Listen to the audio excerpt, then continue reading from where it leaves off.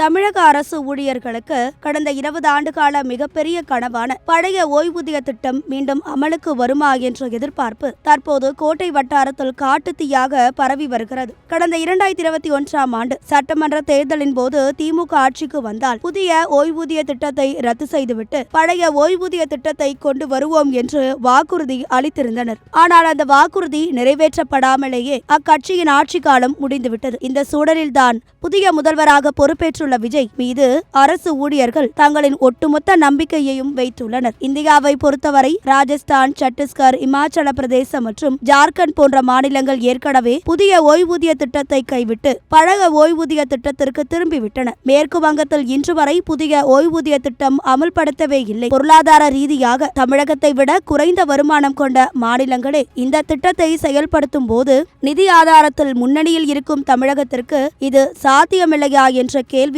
ஊழியர்களிடையே எழுந்துள்ளது. இது நிதி தொடர்பான பிரச்சனை அல்ல, ஆட்சியாளர்களின் மன உறுதி மட்டுமே இதற்கு தேவை என்பது சிபிஎஸ் ஒழிப்பு அமைப்பினரின் வாதமாக உள்ளது. மேலும் ஒரு முக்கியமான விஷயம் என்னவென்றால், பிற மாநிலங்களில் உள்ள புதிய ஓய்வூதிய திட்டத்தில் கூட பணிக்கொடை மற்றும் குடும்ப ஓய்வூதியம் போன்ற பலன்கள் உண்டு. ஆனால் தமிழகத்தில் நடைமுறையில் இருக்கும் சிபிஎஸ் திட்டத்தில் கடந்த பல ஆண்டுகளாக எந்த பலன்களும் இல்லாமல் அரசு ஊழியர்கள் தவித்து வருகின்றனர். இந்த சூழ்நிலையில்தான் நேற்று தலைமை செயலகத்தில் தமிழக நிதியமைச்சர் மரிய வில்சன் அவர்களை சந்தித்த சிபிஎஸ் ஒழிப்பு இயக்கத்தினர் பழைய ஓய்வூதிய திட்டத்தை உடனடியாக அமல்படுத்த கோரி விரிவான மனு ஒன்றை அளித்துள்ளனர். தனது தேர்தல் அறிக்கையிலேயே புதிய ஓய்வூதிய திட்டங்களை ஒழித்துவிட்டு அரசு ஊழியர்களின் நீண்டகால கோரிக்கையான பழைய ஓய்வூதிய திட்டத்தை பரிசீலித்து மதிப்பீடு செய்வோம் என தமிழக வெற்றி கழகம் வாக்குறுதி அளித்திருந்தது. முதல்வராக பொறுப்பேற்றதன் முதல் ஒவ்வொரு துறையாக ஆய்வு செய்து வெள்ளை அறிக்கை வெளியிட்டு வரும் முதல்வர் விஜய் அரசு இயந்திரத்தின் முதுகெலும்பாக விளங்கும் அரசு ஊழியர்களின் இந்த